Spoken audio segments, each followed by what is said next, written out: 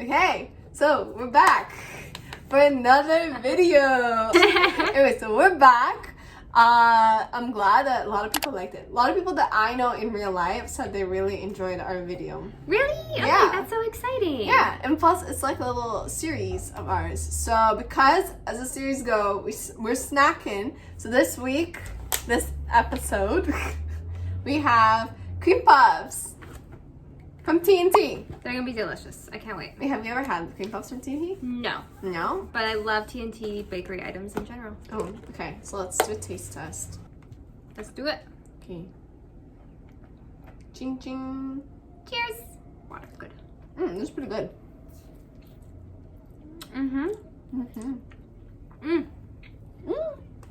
It's dripping!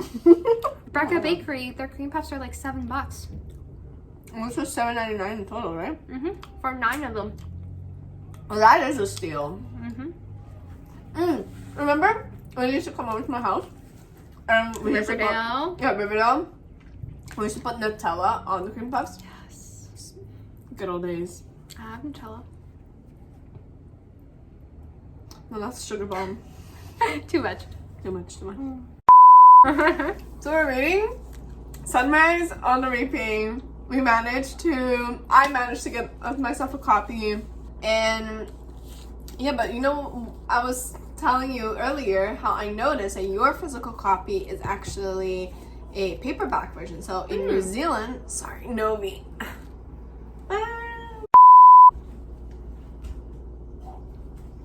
Yeah, so this paperback version, they sell it right away in New Zealand. But over here they don't. And well, truthfully, all my Hunger Games books, they're Paperback. not paperback, hardcover. Oh, okay. Because I got my Hunger Games books when they were, when the movies were being released. So they were all in hardcover, the ones I found. I mean, I'm pretty sure there was paperback. But, I just wanted to be bougie because, at the time, I thought, hardcover is more fancy. So, yeah, these are our copies. Yeah, you know what, and just thinking about it, because I remember looking at the cover later on, after I finished the book, and I was like, oh, this was genius. Having it like a mockingjay. I think this is a mockingjay, right? Yep. Yeah, a mockingjay, a snake, and then a sunrise. Yeah. Which I was like, because the snake would represent snow. Yes. Mockingjay, and then sunrise when how. Lenore? Lenore Dove Covey. Yeah. Yeah. Lenore Dove Covey. Yeah. But no, what I was wondering, because we were talking about it earlier, and we were saying how I don't have that many questions because I couldn't create any critical questions because the book in itself is so critical. It very much is. So I already told you one question that I had in mind asking you, but I was wondering what were your questions? Yes, so I wrote down 4. So knowing that Mattea has read 1984 before, I wanted to ask her, what does she think about the arena being shaped as an eye? Bro, I'm glad you brought that up. I'm so good, because reading that section, I was like, oh my god, 1984, genius. I thought the cornucopia, that's what the arena is called, right? The cornucopia, shaped as an eye. I was like, wow, like I said, the moment you brought it up, in my head, the first word that came to me was genius. Because essentially, even all the districts, their motto, no peace, no bread, no peace, no security, and of course, no peacekeepers, no peace, no capital, no peace. No games, no peace. Yeah. Well, I think it's another one. That's another one. This was on page 15. We had that slogan. I'm like, oh, this is just the control, the authority over the public. That already in itself was giving me a lot 1984 kind of vibes. And the fact that it was an eye, I'm like, oh. For me, this book, 5 out of 5 for me. It even opened with a quote from 1984, I think. Yeah, I think. And also, other ones, too. Yeah, Jojo. I mean, not from 1984. I mean, maybe it is. I just don't know. It doesn't say.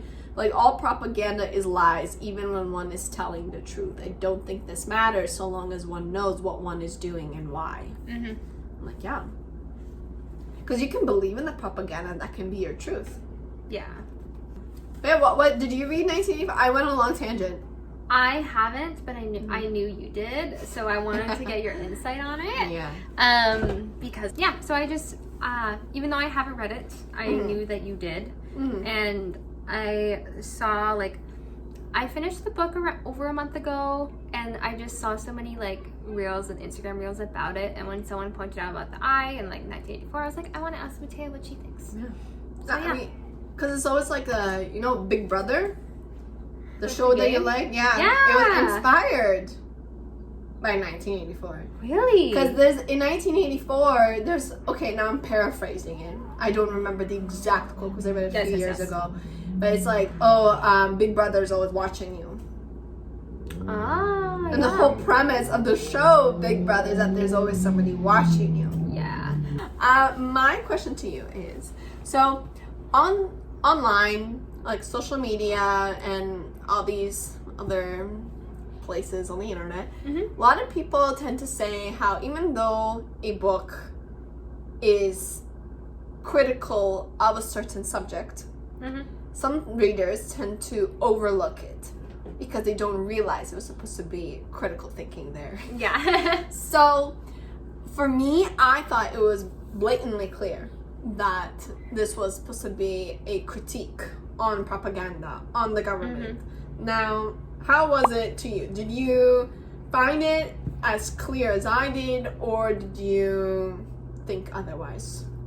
I found it clear because, like, I think just even the subject matter of this book, it's so serious. And yeah, it is a dystopian, but like regarding like the government, everything, you can find ways to apply it to today's society. I don't think everyone in the world is capable of critical thinking.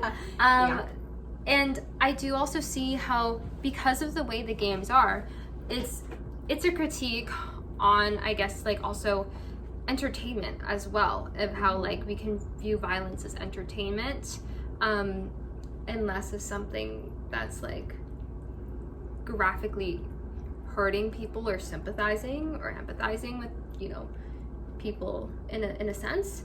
And I think the book with the games is very much showing how, like, with the Capitol, they have fun with it.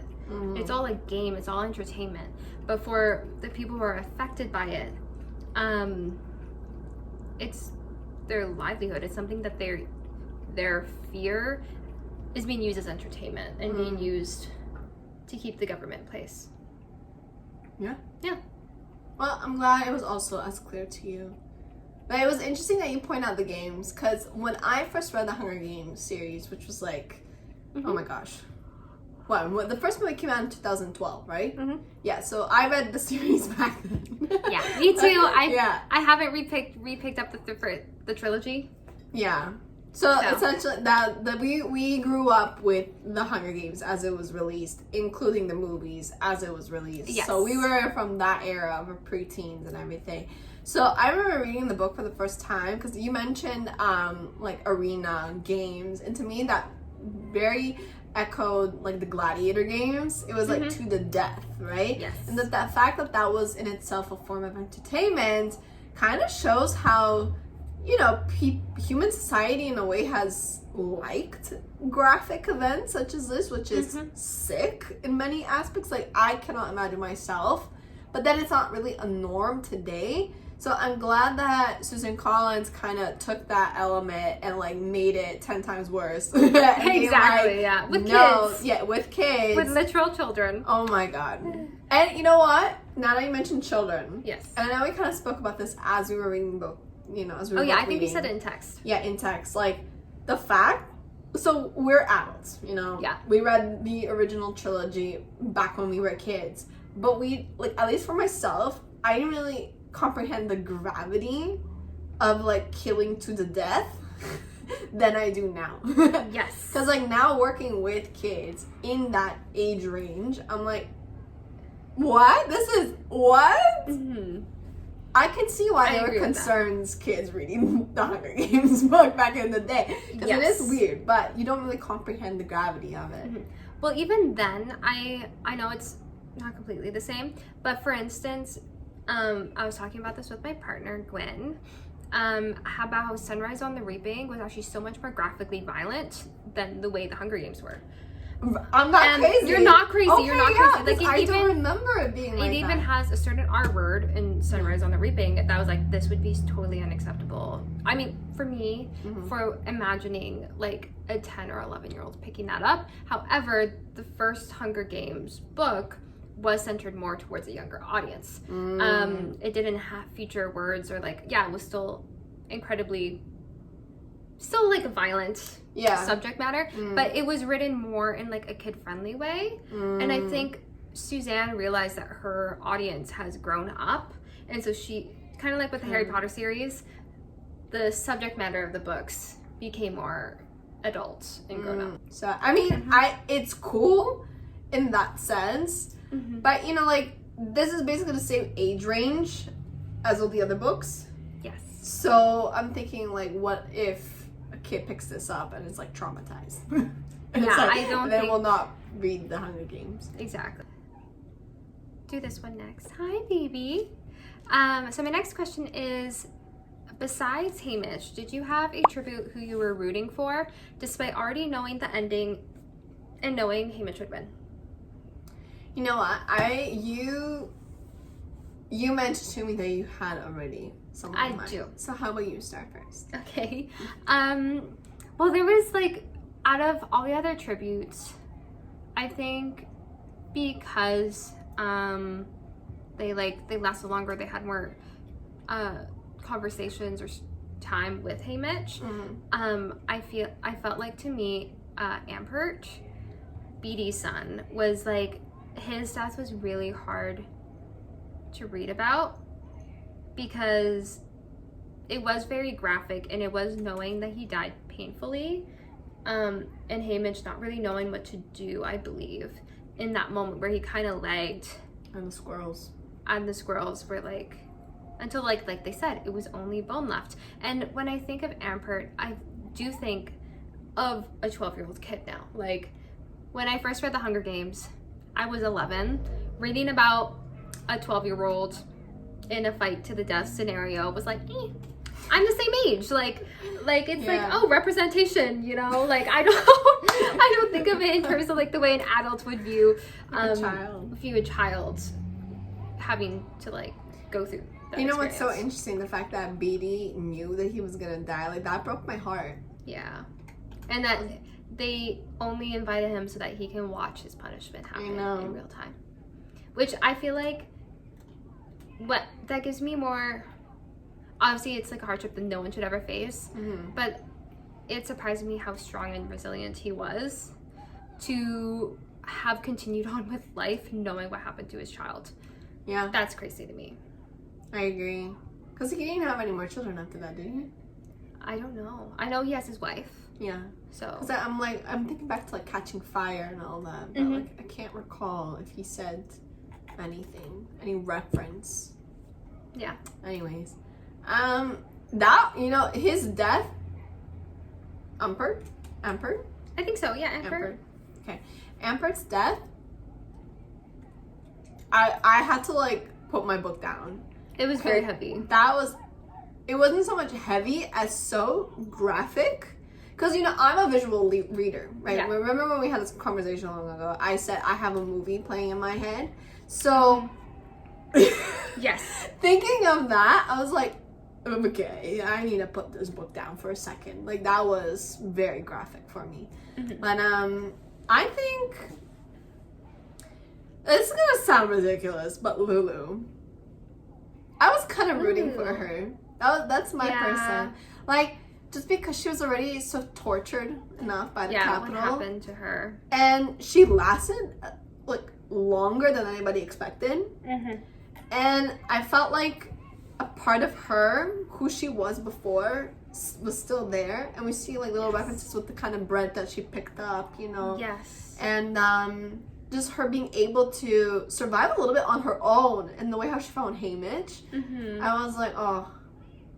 And, you know, knowing that the cornucopia was shaped like an eye, you know, they're always watching you, you know. Yeah.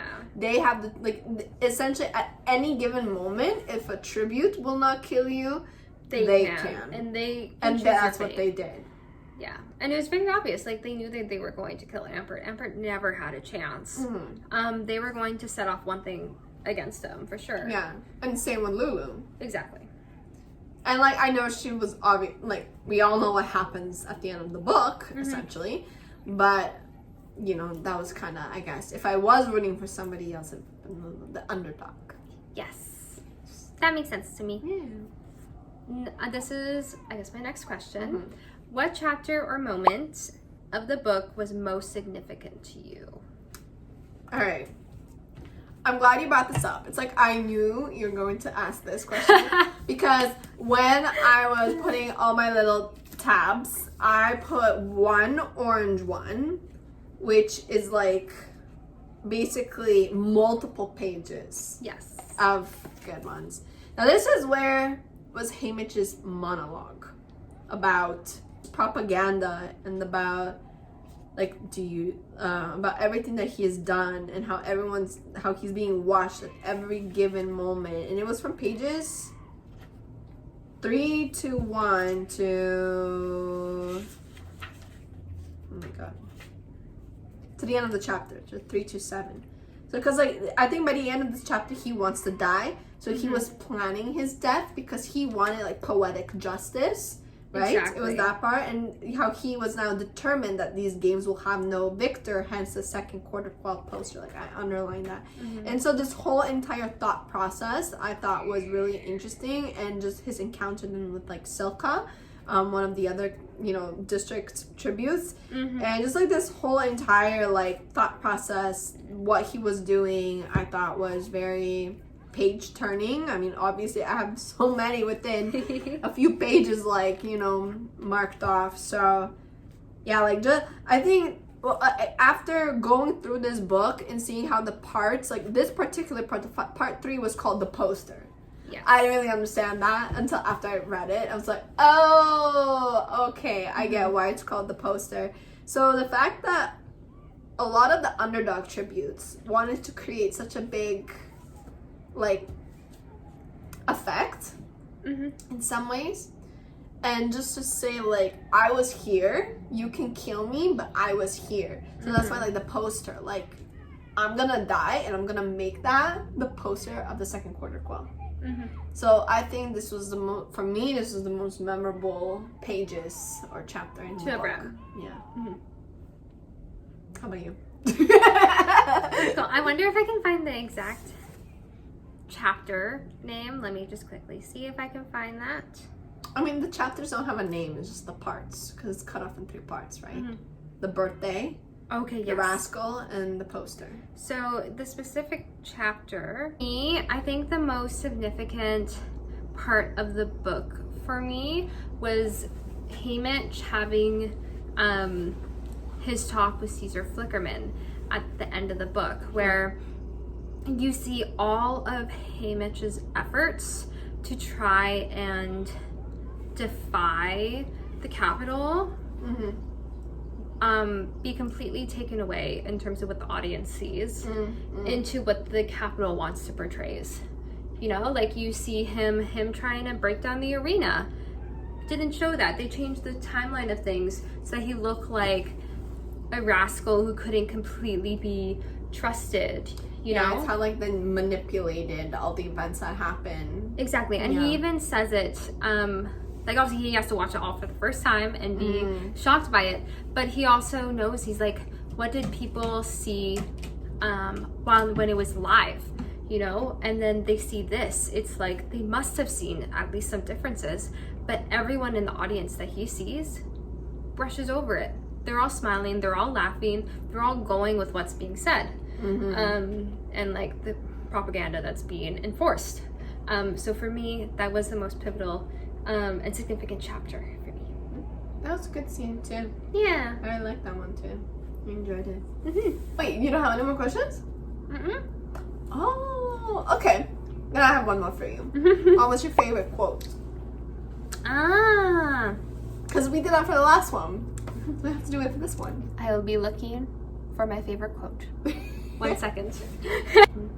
Oh, you know, while you're finding your quote, something I don't know if you clicked into this, but they also referenced where the "May the odds be ever in your favor" comes from. Oh, yes. Yeah, it was in my book, you know, because I know it's a little bit different on here. It was on page 180.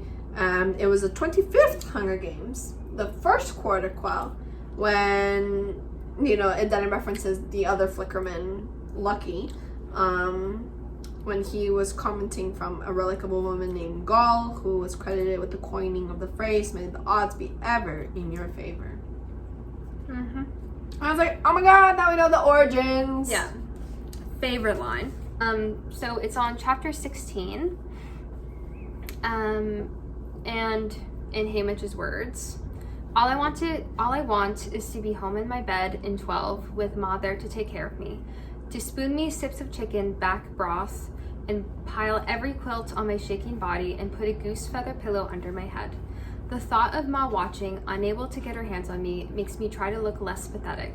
I force myself to sit up and dry my dripping face on my handkerchief.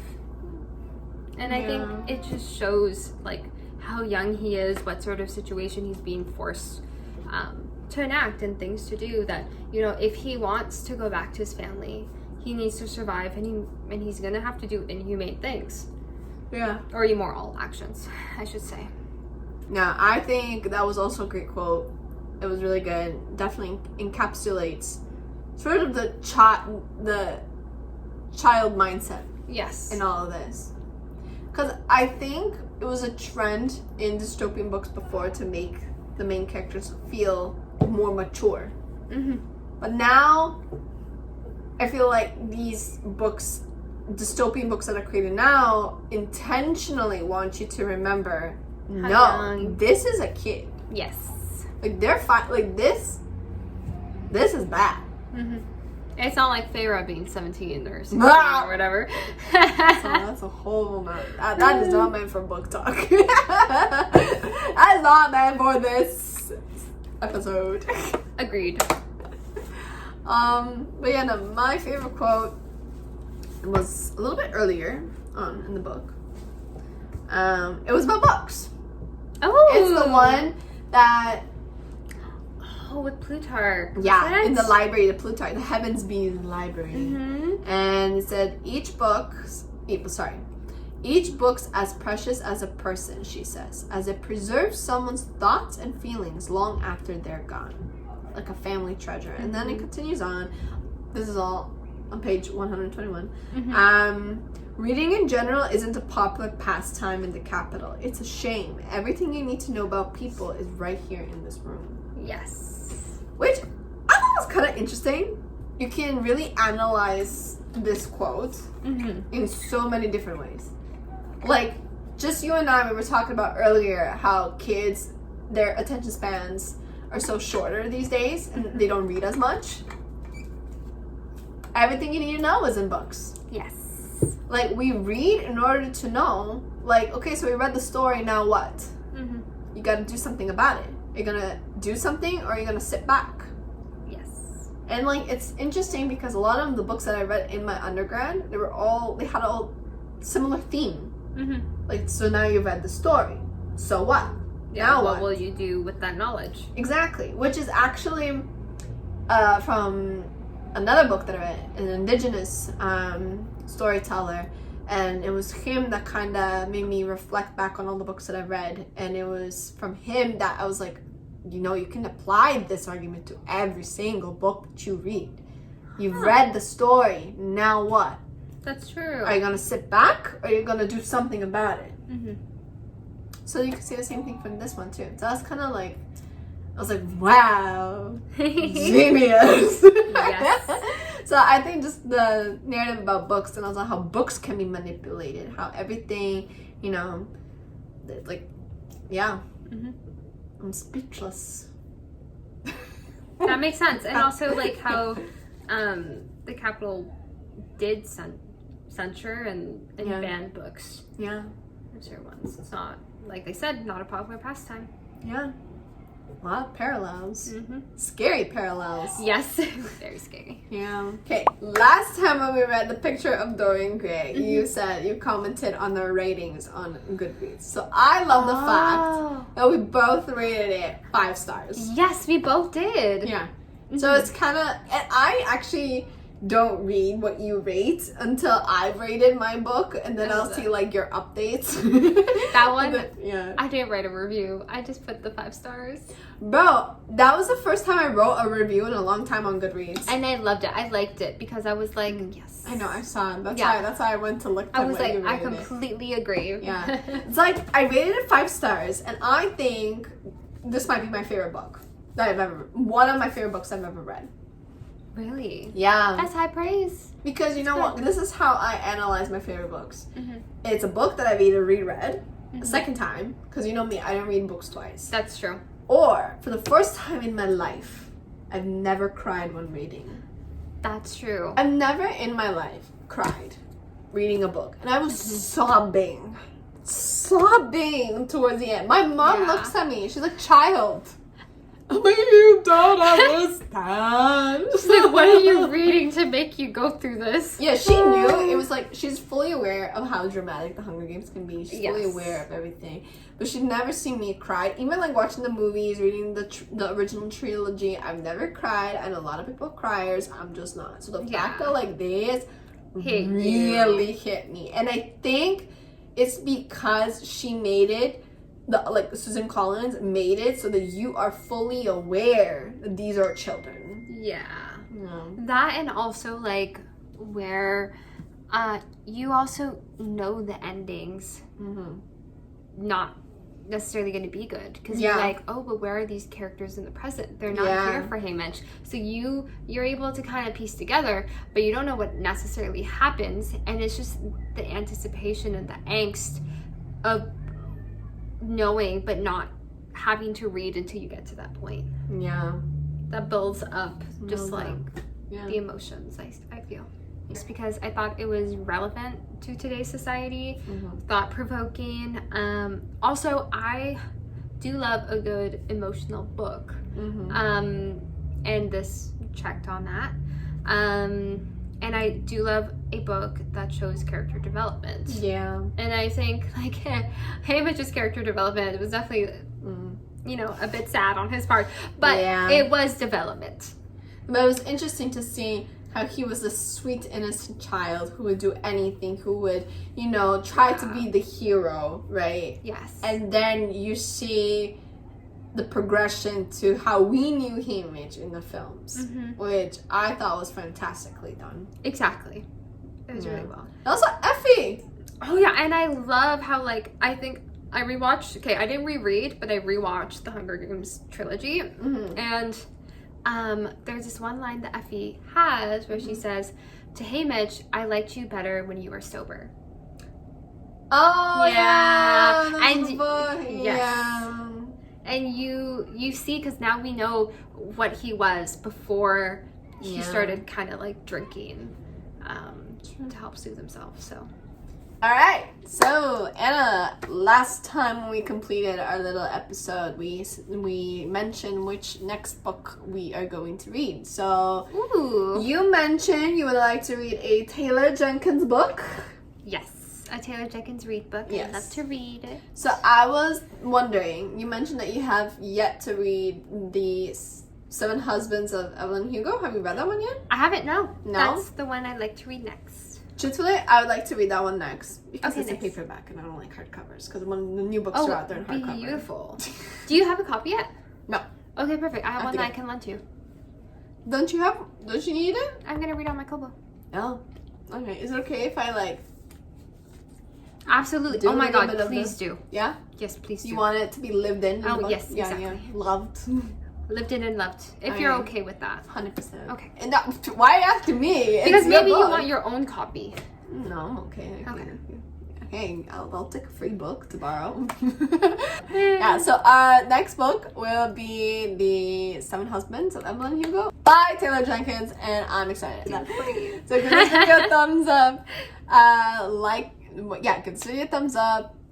Subscribe if you like what you see, and comment down below if you enjoyed this little series that Anna and I, we didn't really munch this time because these cream puffs are quite sweet and heavy, but they're very delicious. So if you're in Canada and you have a TNT near you, definitely get it at TNT, okay? So I hope you have had a beautiful, wonderful day wherever you are in this world. Okay. Bye.